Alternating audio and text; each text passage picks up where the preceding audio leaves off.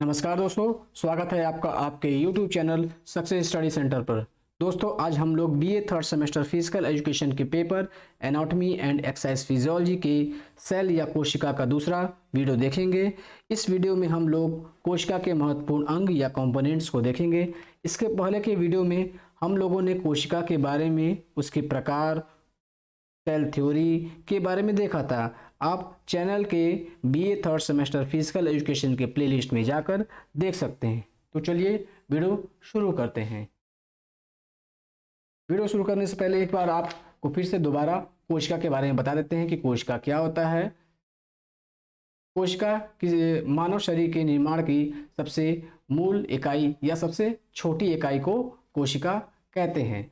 इस कोशिका के अंग में या कंपोनेंट्स में कई कंपोनेंट्स इसके होते हैं, जिसमें से कुछ महत्वपूर्ण कंपोनेंट्स के बारे में यहाँ पे लिखा है, जैसे cell membrane, cytoplasm, protoplasm, mitochondria, Golgi body, lysosome, ribosome, endoplasmic reticulum, vacuoles या रेक्टिका, सेंट्रोसोम और न्यूक्लियस या केंद्रक। आप इस चित्र में देख सकते हैं, डायग्राम में, इस कोशिका के अलग अलग कंपोनेंट्स के बारे में। जैसे देख सकते हैं, ये सेंट्रोसोम है, ये न्यूक्लियस है, ये सेल मेम्ब्रान है। ऐसे ही आप सभी कंपोनेंट्स को देख सकते हैं।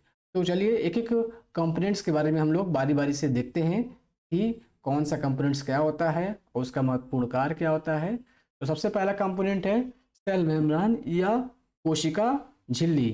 कोशिका झिल्ली जो होता है, किसी भी कोशिका के सबसे जो बाहरी परत होता है उसको सेल मेम्ब्रान, जैसे ये बाहरी परत है कोशिका का, इसी को सेल मेम्ब्रान कहते हैं। आप सेल मेम्ब्रान का डायग्राम देख सकते हैं। ये कोशिका है, ये सबसे बाहरी परत है, इसका ये सेल मेम्ब्रान है, ये आप देख सकते हैं। Animal cell have cell membrane. Animal cell में क्या होता है, सेल मेम्ब्रान पाया जाता है। Where plant cell have cell wall, और जबकि प्लांट सेल में सेल वॉल पाया जाता है। Animal cell make by lipid. Animal cell किससे बना होता है, लिपिड और प्रोटीन से बना होता है। ऐसे ही it differentiate one cell from another. Cell membrane का मुख्य कार्य क्या है, एक कोशिका से दूसरी कोशिका के बीच में अंतर बनाए रखना, यह सेल मेम्ब्रान का कार्य है। It separate the contents of the cell from the external environment. ये क्या करता है कि हमारे बाहरी जो वातावरण है उससे इसके कंपोनेंट्स को, अंदर के कंपोनेंट्स को या कोशिका को अलग रखता है या अंतर स्पष्ट रखता है। It catalyse chemical reactions of cell. कोशिका के अंदर जो भी केमिकल रिएक्शन होते हैं, कैटलाइज केमिकल रिएक्शन होते हैं, वह सेल मेम्ब्रान के द्वारा किया जाता है। It is maintain the chemical composition of the biofluid. यह क्या करता है, केमिकल बायोफ्लूइड के केमिकल कंपोजिशन को मेंटेन रखता है।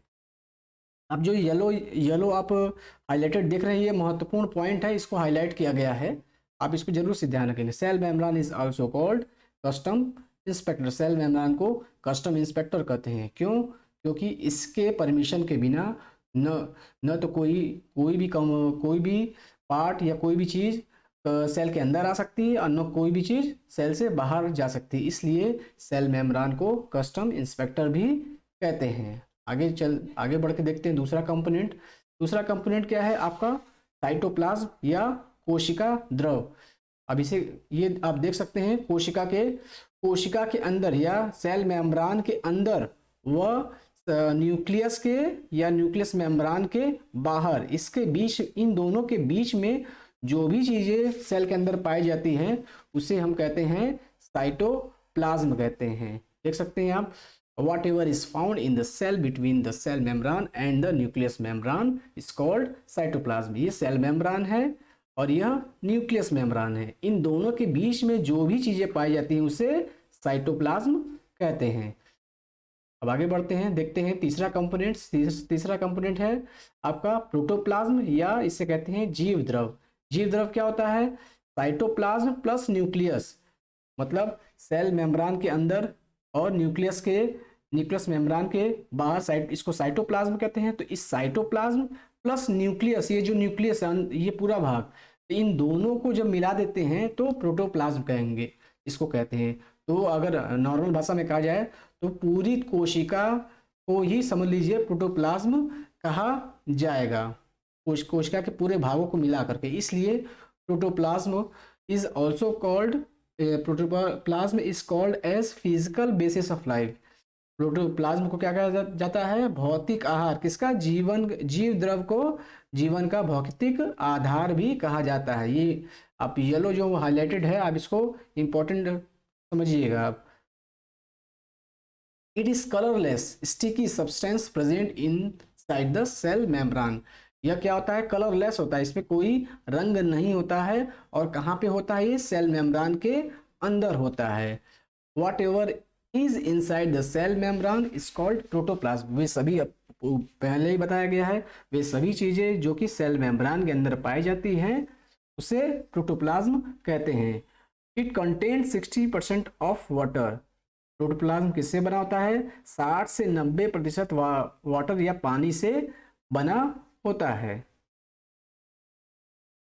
अगला जो कंपोनेंट्स है हमारा चौथा, माइटोकॉन्ड्रिया है। बहुत ही इंपॉर्टेंट कंपोनेंट्स है, इससे प्रत्येक एग्जामों में कोई ना कोई क्वेश्चन पूछा जाता है। आप ये माइटोकॉन्ड्रिया का डायग्राम देख सकते हैं।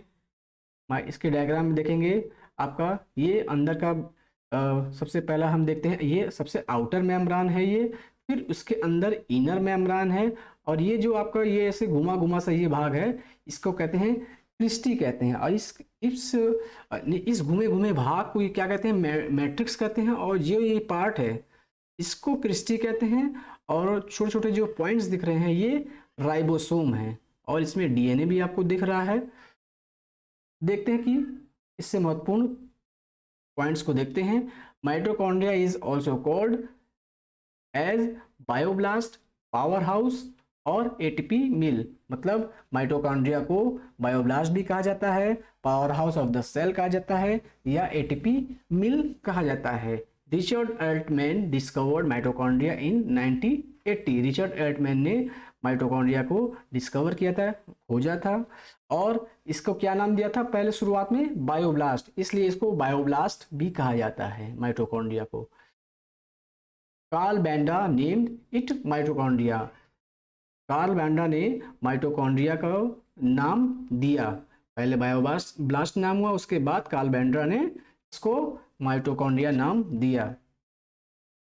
यह ऑक्सीडेटिव फॉस्फोरिलेशन द्वारा ऊर्जा उत्पादन करने का मुख्य केंद्र है, इसलिए इसे पावर हाउस ऑफ सेल कहा जाता है। पहले ही बताया गया, ये ऊर्जा उत्पादन में, कोशिका में ऊर्जा उत्पादन में यह माइटोकॉन्ड्रिया महत्वपूर्ण भूमिका निभाता है, इसलिए इस पावर हाउस ऑफ सेल कहा जाता है। यह एटीपी को उनकी आवश्यकता के अनुसार ऊर्जा के लिए कार्य करते हैं। मतलब एटीपी की जितनी आवश्यकता होती है, वो जितनी ऊर्जा की आवश्यकता होती है उसी प्रकार उतनी ही ऊर्जा के लिए उतना ही एटीपी का ये यूज करता है, इसलिए इसको एटीपी मिल भी कहा जाता है। कोशिका की चयापचय गतिविधि या मेटाबॉलिक एक्टिविटी, जितना भी सेल के अंदर मेटाबॉलिक एक्टिविटी होता है, इन सब को कंट्रोल कौन करता है? माइटोकॉन्ड्रिया करता है। Plays an important role in apostrophe और प्रोग्राम सेल डेथ। यह क्या करता है? ये एपोस्ट्रोफी, एपोप्टोसिस, ये क्या होता है? यह एक प्रोग्राम सेल डेथ है। हमारे बॉडी में रोजाना सेल डेथ होते रहते हैं, तो इसको कौन कंट्रोल करता है? ये आपका माइटोकॉन्ड्रिया करता है। Responsible for building certain parts of the blood, various hormones like testosterone and estrogen. रक्त के कुछ हिस्सों जैसे हिस्सों को और टेस्टोस्टेरोन, एस्ट्रोजन, इन सब जैसे विभिन्न हार्मोन्स के निर्माण के लिए भी यह माइटोकॉन्ड्रिया जिम्मेदार होता है। अगला पार्ट देखते हैं, गोल्गी बॉडी। गोल्गी बॉडी आप देख सकते हैं, ये है आपका कोशिका में, और इसका क्लोज डायग्राम आपको देख सकते हैं। ये ऐसे मुड़ी मुड़ी सी, ऐसे जाली जैसी होती है। कोशिका या गोल्गी बॉडी की खोज कैमिला गोल्गी ने किया था सन 1897 में। इसका अन्य नाम जो है क्या है? Traffic police. आप गोल्गी बॉडी को आपको क्या कहते हैं, ट्रैफिक पुलिस भी कहा जाता है। यह एक फैक्ट्री की तरह कार्य करता है जो प्रोटीन व लिपिड को एंडोप्लाज्मिक रेटिकुलम से प्राप्त करके प्रोसेस, स्टोर व ट्रांसपोर्ट करता है। इसलिए गोल्गी बॉडी को ट्रैफिक पुलिस कहा जाता है। अगला हम लोग देखते हैं कंपोनेंट कौन सा है, वो लाइसोसोम। लाइसोसोम आप देख सकते हैं, ये सेल है, सेल में ये लाइसोसोम इस तरीके का ये कंपोनेंट दिखता है। लाइसोसोम की खोज डी दुबे ने की थी। लाइसोसोम को आत्महत्या की थैली या सुसाइड बैग या डाइजेस्टिव बैग या गार्बेज डिस्क भी कहा जाता है। यह कोशिका के अंदर पाचन का, डाइजेशन का कार्य करता है। इसके अंदर जल अपघटक या हाइड्रोलाइटिक एंजाइम्स होते हैं जो बड़े कण या मॉलिक्यूल्स को छोटे कण में तोड़ते हैं। इसलिए लाइसोसोम को डाइजेस्टिव बैग भी कहा जाता है। कोशिका के अंदर का कोई अंग यदि काम नहीं करता है तो यह क्या करता है, उस अंग को नष्ट कर देता है, और जब पूरी कोशिका काम नहीं करती है तो यह क्या करता है, फट जाता है और पूरी कोशिका को नष्ट कर देता है। इसलिए लाइसोसोम को आत्महत्या की थैली या गार्बेज डिस्क भी कहा जाता है। अगला कंपोनेंट है राइबोसोम। राइबोसोम को आप देख सकते हैं, छोटे छोटे सेल के अंदर ही आपका साइटोप्लाज्म में ये पाया जाता है राइबोसोम। तो राइबोसोम की खोज जॉर्ज एमिल पायलैंड ने 1950 में की थी। यह राइबोसोम प्रोटीन व राइबोसोमल आरएनए का बना होता है। राइबोसोमल प्रोटीन, राइबोसोम क्या करता है, प्रोटीन का उत्पादन, प्रोडक्शन ऑफ प्रोटीन करता है, और इसको प्रोटीन, इसलिए इसको प्रोटीन फैक्ट्री भी कहा जाता है। राइबोसोम को इसी कारण से प्रोटीन फैक्ट्री कहा जाता है क्योंकि यह प्रोटीन का प्रोडक्शन या उत्पादन करता है। इंसुलिन नामक हार्मोन, एक हार्मोन होता है इंसुलिन, जिसका कि सिक्रेशन या उत्पादन कौन करता है, आइसलैंड ऑफ लैंगरहैंस के बीटा सेल्स के द्वारा यह हार्मोन सिक्रेट किया जाता है। उसमें भी यह राइबोसोम अत्यधिक मात्रा में पाया जाता है। इसलिए जब इंसुलिन की कमी होती है तो प्रोटीन प्रोडक्शन भी कम होता है, जिसके वजह से क्या हो जाता है, व्यक्ति की का वजन कम होने लगता है। जब भी किसी व्यक्ति को अगर डायबिटिक है तो उसका वेट बहुत तेजी से लूज होता है। उसका वजह यही होता है क्योंकि आइसलैंड ऑफ लैंगरहैंस के बीटा सेल से जो हार्मोन इंसुलिन सिक्रेट होता है, वो क्या करता है, उसकी कमी हो जाती है, और इसका काम क्या होता है, प्रोटीन का प्रोडक्शन होता है। किसका काम, ये जो आपका राइबोसोम है उसका। तो प्रोटीन की कमी हो जाती है, इसलिए व्यक्ति का वजन या वेट लूज होने लगता है। अगला है point endoplasmic reticulum. Endoplasmic reticulum देख सकते हैं आप, सेल में न्यूक्लियस मेम्ब्रान से ये जुड़ा होता है। ऐसे ये आपका न्यूक्लियस मेम्ब्रान से ऐसे घुमी हुई सी संरचना होती है, लेकिन यह न्यूक्लियस मेम्ब्रान से जुड़ा होता है। यह यूक्रायोटिक कोशिका के कोशिका द्रव्य में पाया जाता है। यह केंद्रक झिल्ली, वही न्यूक्लियस मेम्ब्रान के संपर्क में रहता है हमेशा। इस पर राइबोसोम चिपके होते हैं। इस पर क्या होता है, राइबोसोम चिपके रहते हैं, जिसके द्वारा प्रोटीन व फैट का संश्लेषण या सिंथेसाइज होता है। अब यह एंडोप्लाज्मिक रेटिकुलम मुख्यतः दो प्रकार के होता है, एक रफ एंडोप्लाज्मिक रेटिकुलम और दूसरा smooth endoplasmic reticulum. Rough endoplasmic reticulum में क्या होता है, इसमें राइबोसोम की उपस्थिति होती है, जिसका कि मुख्य कार्य प्रोटीन का क्या करना है, मुख्य कार्य प्रोटीन व दूसरे आवश्यक पदार्थों का या सब्सटेंस का ट्रांसपोर्टेशन करना होता है। ऐसे ही आपका है स्मूथ एंडोप्लाज्मिक रेटिकुलम, इसमें राइबोसोम नहीं होता है, अनुपस्थित होता है, और इसका मुख्य कार्य फैट या वसा का ट्रांसपोर्टेशन करना। जिसमें राइबोसोम होता है जिस एंडोप्लाज्मिक रेटिकुलम में, उसका कार्य प्रोटीन व दूसरे पदार्थों का क्या करना, ट्रांसपोर्टेशन करना, जबकि स्मूथ एंडोप्लाज्मिक रेटिकुलम का कार्य फैट का ट्रांसपोर्टेशन करना होता है। अगला कंपोनेंट है वेस्कुलस, मतलब रिक्तिकाएं। रिक्तिकाएं ये देख सकते हैं आप, ये यहाँ पे बड़ा सा थोड़ा सा दिखाया गया, कई होती हैं और इसका ये भी साइटोप्लाज्म में ही पाया जाता है। यह थैली की समान एक रचना होती है। कैसी है? आप देख सकते हैं, यह थैली की तरह यह दिख रही है। ये थैली की तरह एक संरचना होती है जिसमें कि जल कार्बनिक और अकार्बनिक अंगों के साथ एंजाइम पाते हैं। जिसमें जल, कार्बनिक व अकार्बनिक अंगों के साथ कुछ एंजाइम्स ऐसे पाए जाते हैं। यह कोशिका में जल की मात्रा को नियंत्रित करता है। इसका मुख्य कार्य क्या है? Water balance in the cell. यह कोशिका के आंतरिक व बाहरी दाब पर संतुलन बनाए रखता है। This is to maintain balance between internal and external pressure of the cell. यह कोशिका के अंदर से अनावश्यक पदार्थों को बाहर निकालने में मदद करता है। यह क्या करता है? कोशिका के अंदर जो भी अनावश्यक पदार्थ होता है उसको बाहर निकालने में काफी महत्वपूर्ण भूमिका निभाता है। अगला हम लोग देखते हैं। 10वां कंपोनेंट है सेल का सेंट्रोसोम। सेंट्रोसोम आपका क्या, इसको केंद्रक भी सेंट्रोसोम, ये आप देख सकते हैं सेंट्रोसोम का डायग्राम। सेंट्रोसोम, इसमें सेंट्रोसोम की खोज थियोडोर बावरी ने सन 1888 में किया था। यह कहाँ पे होता है? यह केंद्रक के पास रहता है जिसमें कि सेंट्रियोल्स होते हैं। आप देख सकते हैं कि ये आपका जो है, ये आपका सेंट्रोसोम है और इसमें ये जो पाया जा रहा है ये देखिए इसका, ये सेंट्रियोल्स है। ये सेंट्रोसोम है और ये इसी में ये जो अंदर पार्ट पाया जा रहा है ये सेंट्रियोल्स है। अब इस सेंट्रियोल्स का क्या काम है? यह सेंट्रियोल्स हमेशा पेयर में या जोड़े में रहते हैं। यह स्पिंडल फाइबर का उत्पादन करते हैं। अब ये सेंट्रोसोम क्या करते हैं? एक स्पिंडल फाइबर का उत्पादन करते हैं जिसके द्वारा सेल डिवीजन या कोशिका का विभाजन होता है। कोशिका विभाजन होता है। यह स्पिंडल फाइबर को माइक्रोट्यूबुल्स ऑर्गेनाइजेशन सेंटर भी कहते हैं। इस स्पिंडल फाइबर को माइक्रो ट्यूबलेस ऑर्गेनाइजेशन सेंटर भी कहते हैं। देख सकते हैं आप, ये जो स्पिंडल फाइबर है ये इस चीज के बारे में कहा जा रहा है। ये आगे देखते हैं।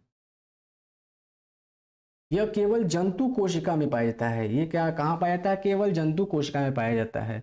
पादप कोशिकाओं में कोशिका का विभाजन सेल प्लेट के द्वारा पाया होता है। यह मस्तिष्क में नहीं पाया जाता, मतलब ब्रेन के सेल, ये मतलब